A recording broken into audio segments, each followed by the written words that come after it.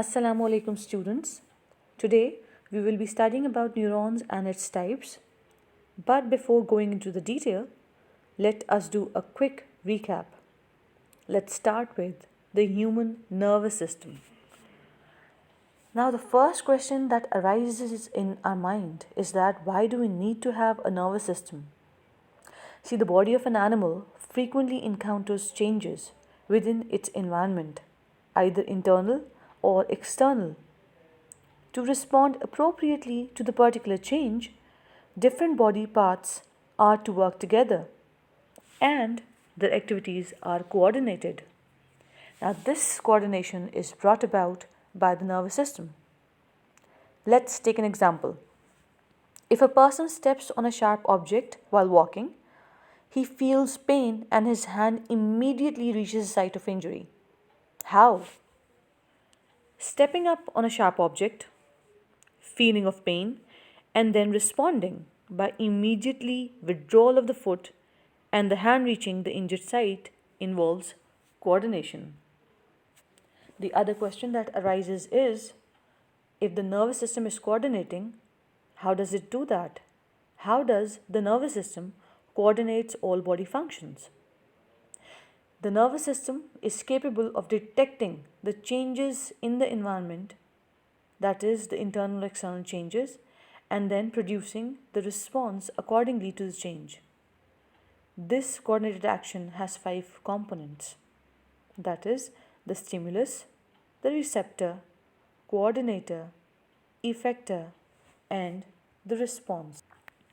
Let's start with the stimulus. Any change in the environment, internal or external, which is detected by the receptors, that is, your sense organs, to initiate a nerve impulse or a signal, is called a stimulus. For example, heat, pressure, sound waves, light, odor, these are all examples of the stimuli. Receptor, on the other hand, are specialized organs, tissues, or cells which are capable of detecting the changes, detecting the stimuli, and hence are known as receptors.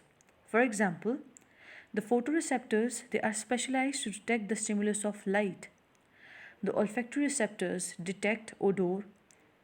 Thermoreceptors detect changes in the temperature.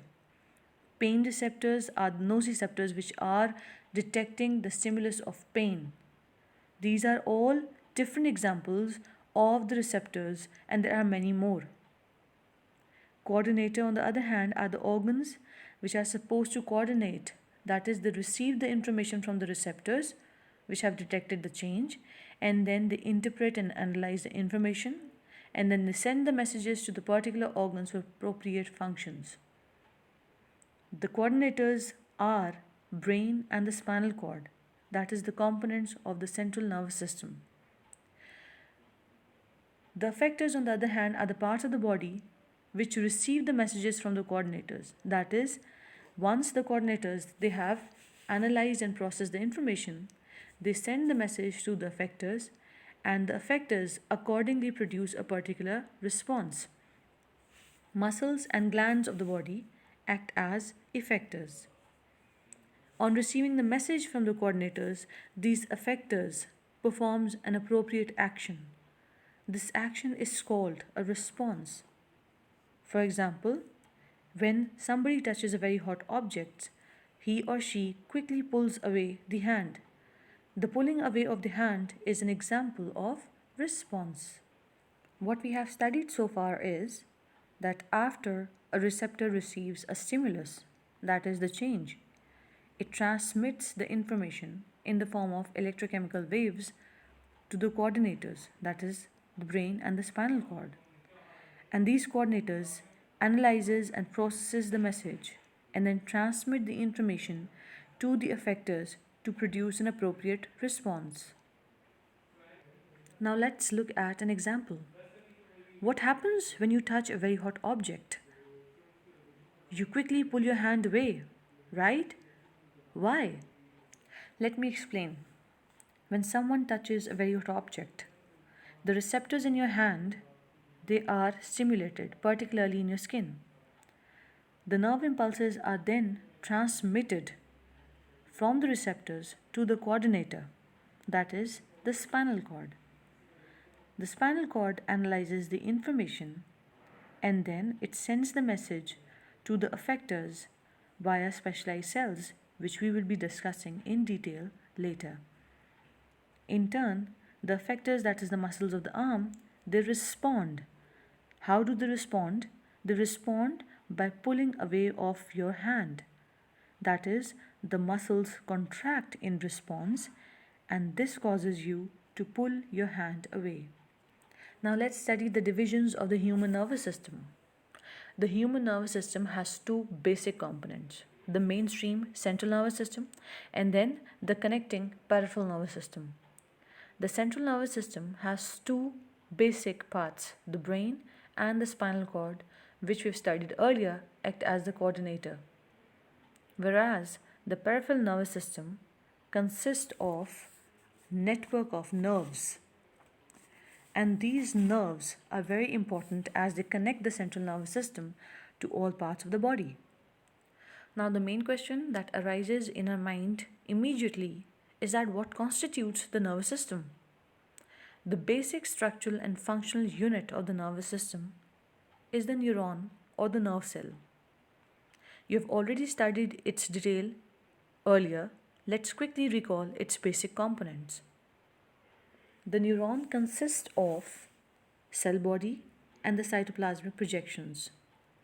These cytoplasmic projections include dendrites and axons. The nervous system helps to sense things around us. Neuron is also known as the nerve cell and is a basic building block of the nervous system. Now let us understand the components of the neuron. There are three components: cell body or soma, the dendrites, and the axon. Let us understand each component one by one.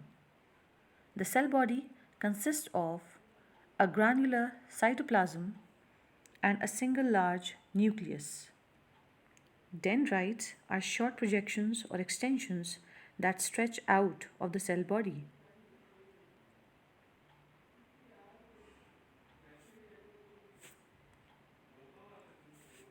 Whereas the axon is a long thread-like projection of the neuron. It has an insulating and protective sheath called the myelin sheath, which is very important for the transmission of nerve impulse. The dendrites are short and thin, often highly branched cytoplasmic extensions that tapers from bases to the tips. Their function is to receive the message and carry it towards the cell body.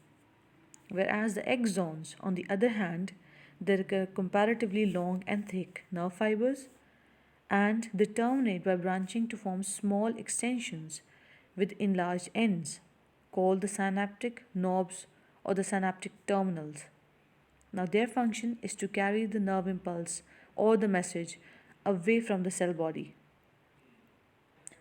The important question is, how do neurons coordinate? They receive the impulses, as we studied earlier, then they integrate the incoming signals, they communicate the signals to the target cells. Now, let's just recall, how do they receive the impulses? From the receptors. Where do they integrate the incoming signals? Via the coordinator. And how do they communicate the signals to the target cells? Via the neurons to the effectors, which are supposed to produce an appropriate response. Neurons transmit these messages or signals in the form of electromagnetic waves called the nerve impulses.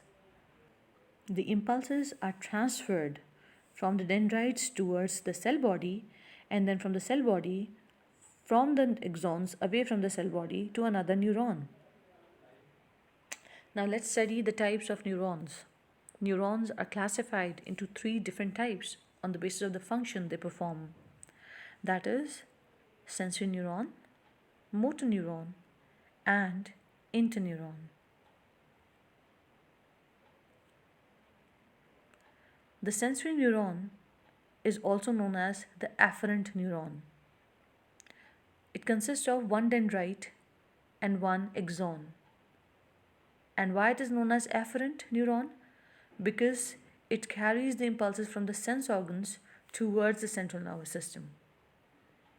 Motor neuron, on the other hand, has many dendrites but one axon, and they are known as the efferent neurons because they carry the impulses from the central nervous system to the effectors.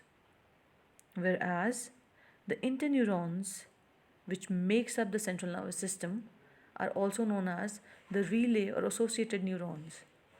They consist of many dendrites and many axons, and they are there to link the sensory and the motor neurons. If we look at the figure, we can clearly look at the structure. The sensory neuron, which is present at the top, is transmitting the nerve impulse from the sense organ towards the brain and the spinal cord. The neuron which is constituting the brain and the spinal cord consists of many dendrites and many axons, and that is, they are the interneurons. Whereas from the coordinator, the messages or the impulses are carried to the third type of the neuron, which is the motor neuron, which carries it towards the muscles, that is the effector for creating the response. The three neurons, they differ in their structure. If we clearly look at the picture, the sensory neuron has a single dendrite, that is dendron, and a single axon. And then they are carrying the nerve impulses towards another type of neuron, that is the interneuron, which is constituting the brain and the spinal cord, which consists of many dendrites and many axons.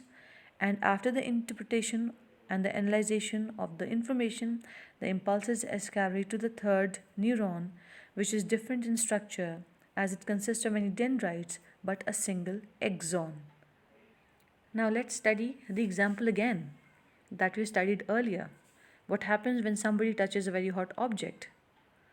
The receptors in the skin sends the nerve impulse via the sensory neuron, which carries the impulse towards the coordinator, that is the interneurons, which are constituting the brain and the spinal cord. And after the interpretation and analyzation, the interneurons send the message to the motor neuron, which carries it towards the muscles in the arm, which contract, pulling your arm and hand away. I hope that you have grasped all the concepts, and I wish that you listen to this video again and again and try and solve all the activity based questions which are henceforth.